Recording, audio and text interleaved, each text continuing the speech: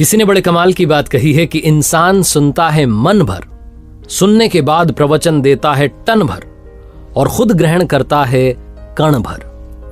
नमस्ते दोस्तों, मैं हूं आरजे कार्तिक। एक गरीब आदमी एक बार घूमता घामता एक राज्य की राजधानी में पहुंच गया। जिस दिन वो वहां पहुंचा उस दिन वहां समारोह हो रहा था, उत्सव चल रहा था। उसने पूछा लोगों से कि भाई यहाँ क्या चल रहा है, तो एक ने बताया कि यहाँ पर हस्ती पटबंधन समारोह चल रहा है। इसने पूछा भाई क्या होता है इसमें, तो इसे बताया गया कि यहां पर क्या होगा, अभी थोड़ी देर में शाही हाथी आएगा और इस रास्ते से गुजरेगा। उसकी सूंड में एक माला होगी, उसने वो माला जिस व्यक्ति को पहना दी उसे इस राज्य का राजा अगले 5 साल के लिए बना दिया जाएगा। जहां इस व्यक्ति ने बात सुनी, गरीब आदमी ने उसने कहा अपन भी खड़े हो जाते हैं लाइन में, क्या पता अपनी किस्मत चमक जाए और शायद आज मेरा दिन है कि मैं घूमते घामते यहां पहुंच गया हूं। ये भी खड़ा हो गया लाइन में। जैसे ही वो हाथी आया, शायद उस दिन प्रभु को यही मंजूर था, यही कृपा थी। वो हाथी आया, उसकी सूंड में माला थी, उसने वो माला इस गरीब आदमी को पहना दी और जैसे ही इसके गले में माला डली, लोग जयकारे लगाने लगे कि क्या बात है, मैं अपना अगला राजा मिल चुका है। राजपुरोहित ने इसे बुलाया, इसका तिलक किया और कहा अब आप सुन लीजिए शर्तें। तो इसने सोचा शर्तें भी है, तो इसने कहा बताइए क्या बात है। तो राजपुरोहित ने कहा कि आपको अगले 5 साल के लिए इस राज्य का राजा बनाया जा रहा है, लेकिन 5 साल के बाद आपको ये राज्य छोड़ के जाना पड़ेगा, ये राजधानी छोड़ के जानी पड़ेगी। जंगल में एक नदी है जिसमें बड़े बड़े मगरमच्छ घड़ियाल हैं, वो उनसे मुकाबला करना होगा, अपनी ताकत दिखानी होगी। अगर आपने ताकत दिखा दी तो आप वो नदी पार करके जंगल में उस तरफ एक गांव है प्यारा सा सुंदर सा, वहां जाके अपना जीवन बिता सकते हैं। कुछ लोगों ने ऐसा किया है, कुछ लोग अपना जीवन गंवा चुके हैं। अब आप बताइए कि क्या आप 5 साल के लिए राजा बनने के लिए तैयार हैं?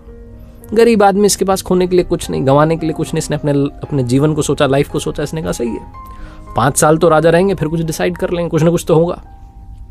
5 साल के लिए राजा बनने के लिए तैयार हो गया और इसने 5 साल अपने जीवन के जो सबसे बेहतरीन साल थे उसमें बहुत अच्छे से काम किया, सबका ख्याल रखा, सबका ध्यान रखा, सबका फेवरेट बन गया। और 5 साल कब खत्म हो गए पता नहीं चला। विदाई का दिन आ गया, लोगों की आंखें भर आई, कितना अच्छा राजा हमें छोड़ के जा रहा है। लोग रोने लगे कि इस बेचारे को अब यातना सहनी पड़ेगी। वो नदी जो है उसमें मगरमच्छ घड़ियाल सब मिलेंगे, क्या पता मर ना जाए। ढोल नगाड़ों के साथ में विदाई हुई, जंगल में पहुंचे।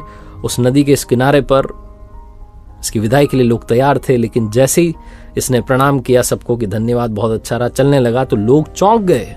ये खुशी खुशी नदी पार कर रहा था क्योंकि इसने उन 5 सालों में उस नदी पर लकड़ी का पुल तैयार करवा दिया था। लोग वापस प्रसन्न हो गए कि चलो सुरक्षित रहेंगे राजा साहब, अब वहां रहेंगे लेकिन अच्छे से रहेंगे। कहानी राजा की और नदी की नहीं है, कहानी आपकी हमारी है।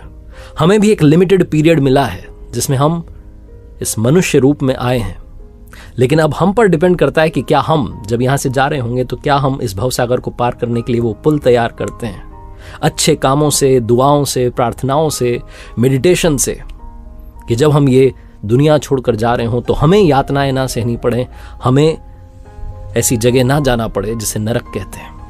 हम कुछ अच्छा करें और भवसागर पार करके पहुंच जाएं वहां जो दूसरा लोक है। ये छोटी सी कहानी बस यही सिखाती है कि अच्छे कर्म करते चलिए, दुआएं कमाते चलिए, बाकी सब वो देख लेगा।